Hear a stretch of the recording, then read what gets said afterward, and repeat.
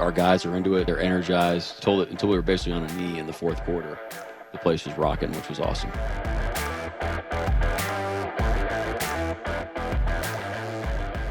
Morning, Coach. Morning. How we feeling today? All right. Get out of the way, Mike. Good. Just get out of the way, Mike. Just get out of the way. I thought we were going to add that to the open. No? Yeah. Did you get out of the way? I thought that was going to be part of it. Did you get out of the way enough yesterday? No. You weren't out of the way enough? No. I just finished watching the tape, so it's good. Oh, boy. Really troubled by that first half. Didn't go the way you wanted it to? No, I was thinking about the second half. Okay, good. I really hope that you weren't too troubled by the first half. That's got to feel pretty good when it's going that way, no? Yeah, it's great, but you start thinking like you're sweet, you start feeling good about yourself, like you're gonna give up leads. All right, what's so good. It is good. That's the way it is. Good. I agree. I understand. And you're a coach, and you got to think that way. But can we focus on the fun part? Do you want me to just celebrate on the Yes! sideline in the second quarter? That's what I want. Yes, I want a full-fledged, take your shirt off, twist it around your head like put a cake on your head and celebrate. No, like we celebrate plays. You celebrate each other when you make plays, of course. Like you're going to get excited, but you're not going to crown yourself in the second quarter. Understand. And I wouldn't expect you to do that. But coming at it today and looking at it, could you take us inside what it's like to be on the sidelines as that's happening, as that momentum play after play, and the next thing you know, you've scored 2 defensive touchdowns. Yeah. What is that feeling like on the sidelines? Well, it's a play-by-play mentality, so I'm thinking of our first series on defense. We give up the keeper to 85 on the sideline. I'm feeling a certain type of way. You got to regroup. You got to go to the next play, and you got to just keep hammering away, and keep executing at a high level, and doing the things that we're trained to do, and then the ball starts bouncing your way. And then, so now you start to take leads. And so now, the mentality is, okay, well, what's important now? We got to go. We're going, like, it's hard to go after a score and go back out and play defense. That's because your, emotions are high. The other team, they're trying to recalibrate and go to the next thing, So I don't know what the stats are on that, but I do feel like it's a little bit, that is a challenge. So now you got to regroup, you got to get some air and stay focused on those things. So you do feel like there's momentum, but you're also trying to the way you capitalize in those moments is not by saying we need to capitalize. It's by saying by refocusing and getting back to playing the plays and executing the way we're supposed to execute. Staying in the moment is kind of what I hear you saying. As much as I should have said that. Should have said yeah. Like it goes. That's what stacking wins is, right? It's a moment by moment, play by play mentality that you're trying to win those things, and then you can start stacking them. Remind me again, were you a fullback linebacker back in the day? Fullback linebacker back in the day? Yeah, I tried to be. Yeah. Did you ever have a hit where you were just so clean? Because I've heard defenders say, No. You never did? Never? No.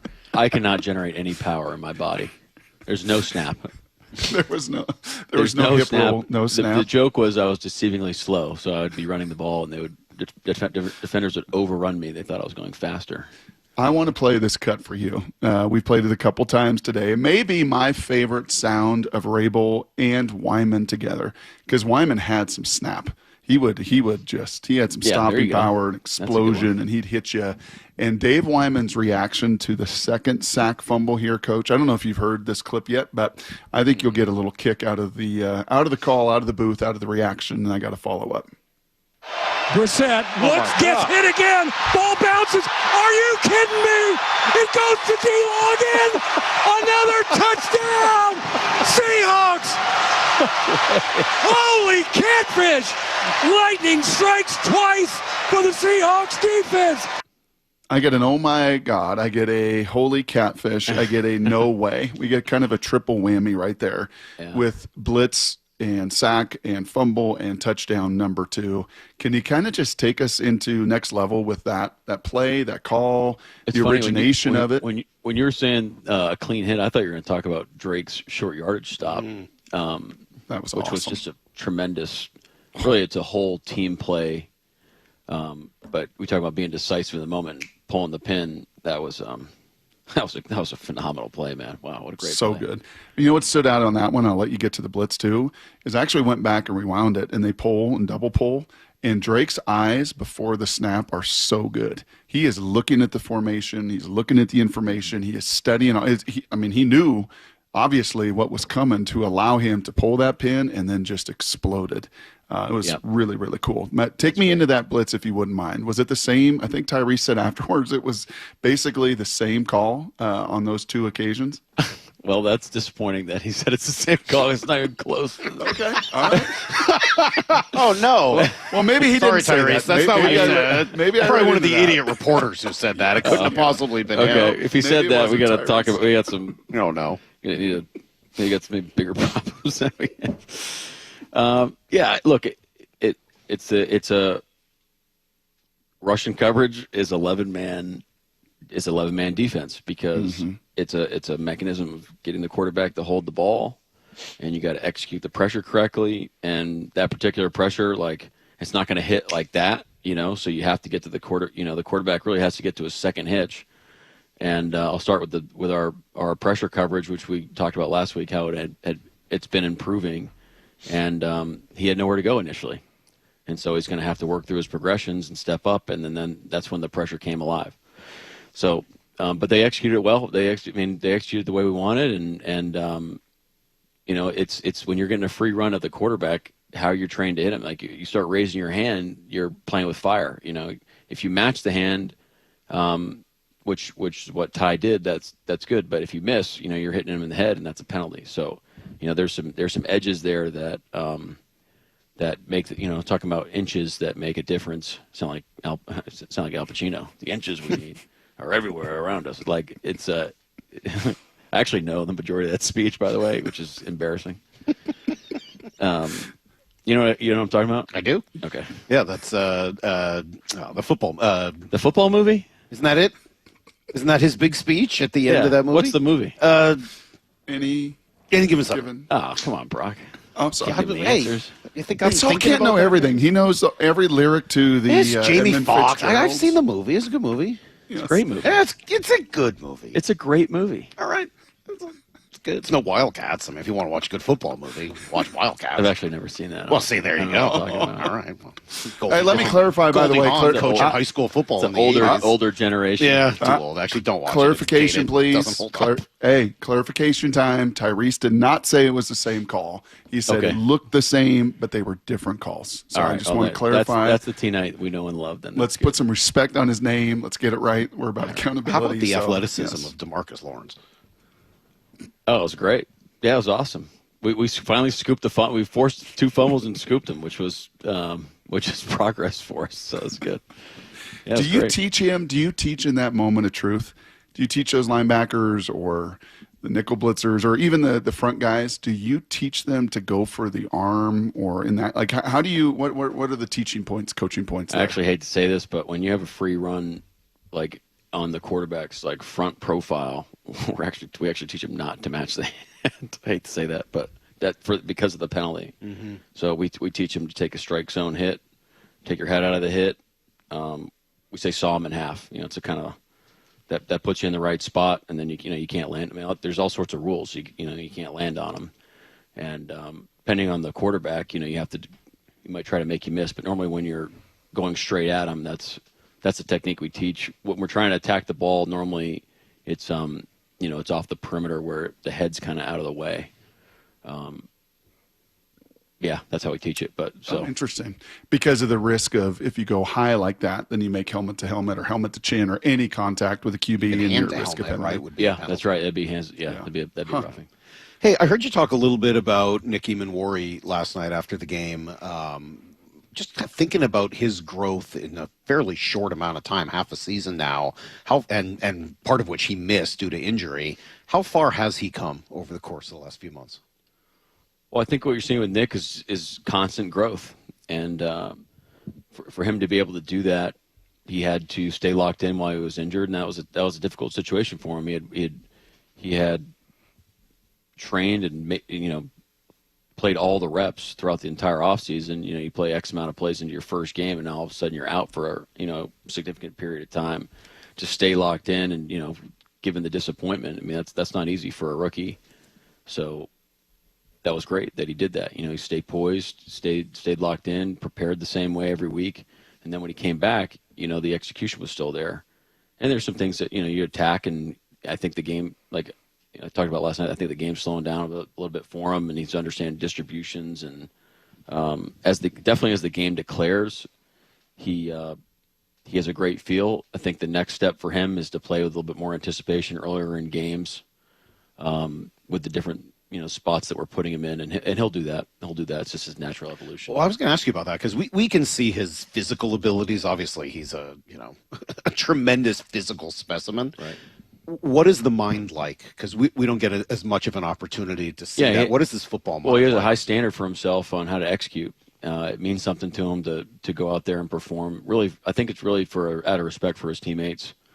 So that's awesome. I mean, he's a smart guy. He's bright. He works his tail off too. I mean, Jeff does a great job with him. Because it's kind of a different. It's like 3 different positions: it's safety, nickel, dime. So it does take some extra work, and he's willing to do it. He's willing to put in the work. So it's been great. But yeah, he's a sharp guy. He works hard, and that's really all you can ask for. We're prisoner of the television copy before obviously the game tape comes out, Mike. It felt like on that television game yesterday that the 12s were absolutely electric, right? There's times you can hear them through the TV, right? You just feel the overwhelming kind of noise. And it's been now a couple games of stacking that where the home environment has just felt from the television outrageous. What was it like in person? It was tremendous. I mean, it was shocking. It was shocking how just the sea of blue and green is what we want, and this overwhelming. When we talk about 12 as one, that really is. I mean, it is the 12s. That's part of a big part of what makes it overwhelming, or what we're trying to create is this overwhelming force. That's the 12s behind us too. That's huge. Now, I'm not gonna lie. When we're on defense, I don't hear anything. It's just like black noise to me. But I know our guys are into it. Like they're energized, and that was pretty awesome. That was great. And they stayed. I mean, they did it through the course of the entire game. I mean, until we were basically on a knee in the fourth quarter, the place was rocking, which was awesome. Hey, what's been the effect of your special teams groups on some of these wins? How have you felt about what your special teams has done? Well, I think our coverage units right now are doing a great job. I think Jay Mai is doing a great job with the kickoffs based on our game plan, and no matter who we put out there, I think Jay's created an environment where we have a lot of guys willing and are bought into how we want to play on special teams and how we game plan and how we operate throughout the week. And they understand that when we nail our process, our game plan process, and we study and we're ready for our opponent, we can play some high level ball on teams. And what we're finding is on kickoff this year, it's it's a big time play. You're talking about 15 yards possibly of average start field position. It's a first down and a half, which is awesome. And if you're starting drives on the 35 plus, it's tough sledding. You really only got one series of downs until they're in scoring area. So they're doing a great job. I think there's room for improvement on our return teams. Last night there wasn't a lot of punt return opportunities. We kind of knew that going into the game. So we'll keep attacking that. But kickoff return unit, similar to our run game, I feel like we're still attacking that where there's some opportunities for some more explosives. Do you have a sense as to, or a theory on what percentage of the game special teams is? You always hear coaches say it's all 3 phases of the game. Uh-huh. Is it a third? I mean, is it a third, and a third? Do you have a way of measuring the importance of special teams? I don't really. I mean, I think you got to look at it through the lens of it's every play is incredibly important. Like it's every play, mm-hmm. And so no matter what unit is out there, it's that's the play. And so it's a critical play for our success. And what's the situation? How do we win this situation? How do we win this play? Is how I look at it, and then you kind of feel for that as a coach of like how that's stacking over the course of a game. And then you get a feel for kind of where you stand and what you need to do as the game declares is one of the things I'm learning as a head coach. A lot of pretty awesome numbers. Coach Macdonald here with us as he is every Monday after games. Just a lot of awesome numbers across the board. But just doing a little digging this morning, one thing that jumped out to me, Mike, 32 sacks. You're now tied for second in the league in total sacks, but it's by 15 different guys. 15 different Seahawks have contributed a half sack or more. Can you just kind of speak to that total team contribution in that number? It's funny.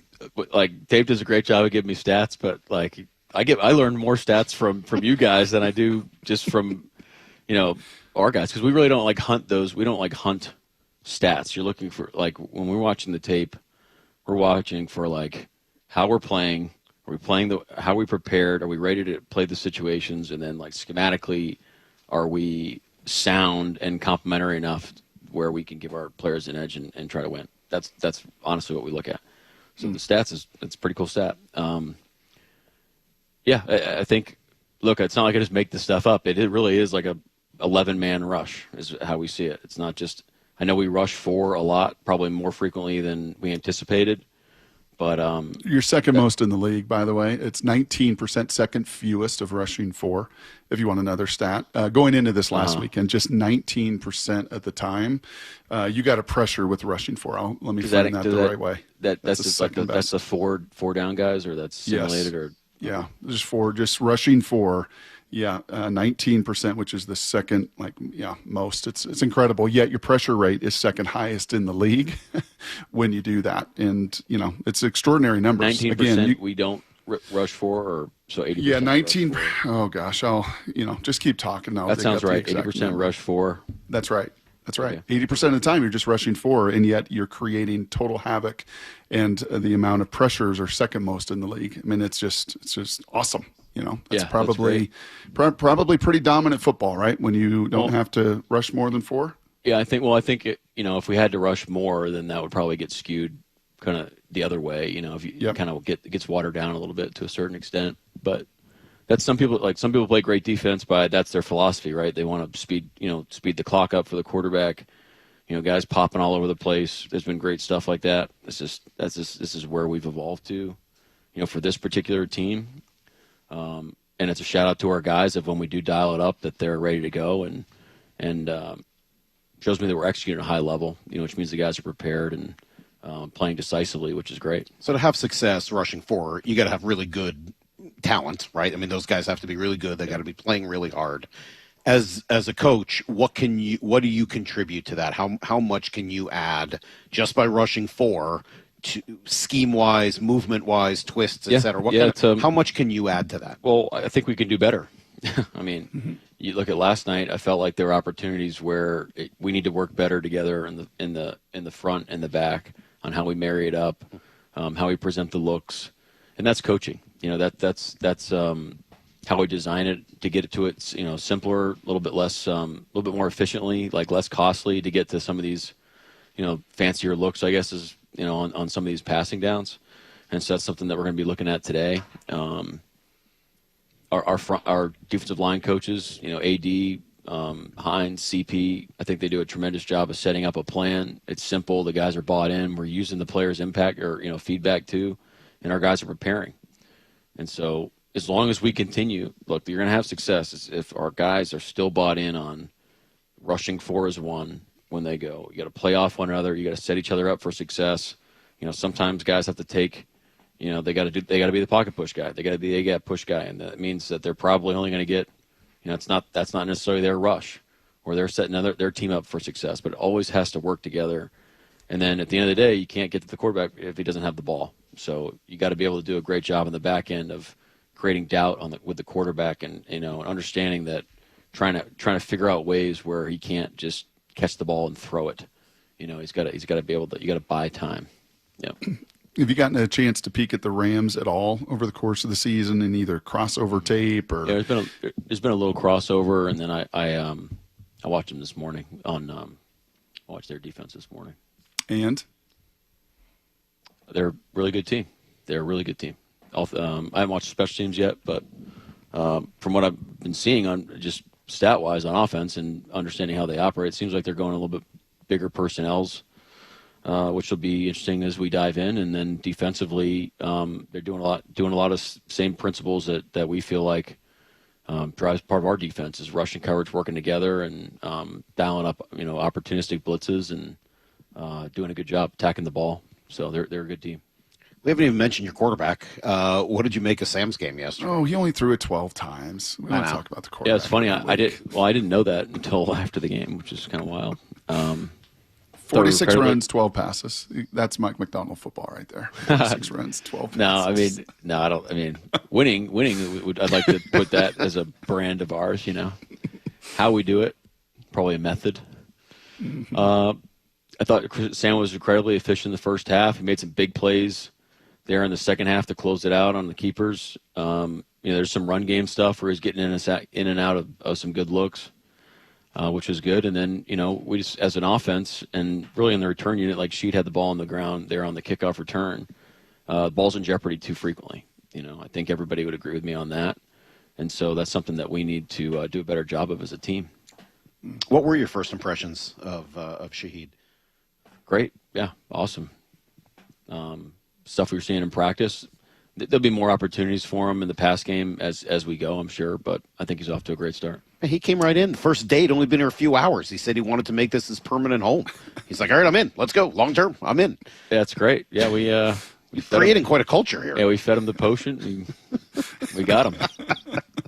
When you hey, got could you, go ahead, Salgi. No. Just curious, in the last couple minutes here, could you just kind of clarify where Jarran is at? I think you talked about it a little bit post-game, but last week he practiced a couple days, and it looks like maybe he had to have another procedure to go on the IR. Expectations that he'll be able to come back for the stretch run. Is that fair? Yeah, we think so. I mean, again, don't quote me on the medical stuff, but they just from understanding how the operation works, you're looking at, at least probably a month.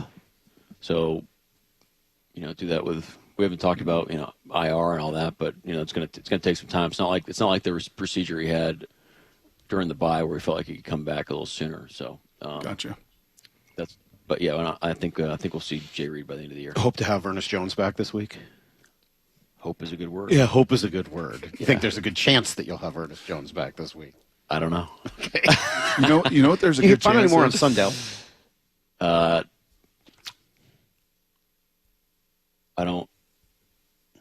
I don't have enough info on it yet. Okay. I'll probably say some more this afternoon. Next Monday, Salk will quote the whole Al Pacino. You guys can. I don't think I will. Yeah, that's it. I could do the whole Good Morning Vietnam speech if you want, but I don't think I could do all of Al Pacino in that movie. Sorry. That's impressive. How about the program? Have you seen the program, Coach? I don't know why I thought it was my buddy knows we didn't start the fire. He sang it at our wedding. That's pretty good. Yeah. Harry Truman, Doris Day. You know the whole thing? No, just the beginning. That's about enough. He knows the whole thing. That's impressive. That is impressive. Congrats. 7-2, huge game next weekend against the Rams. Should be a blast. We're looking forward to watching. We'll talk to you again on Monday. All right, guys. Thank you. There you go.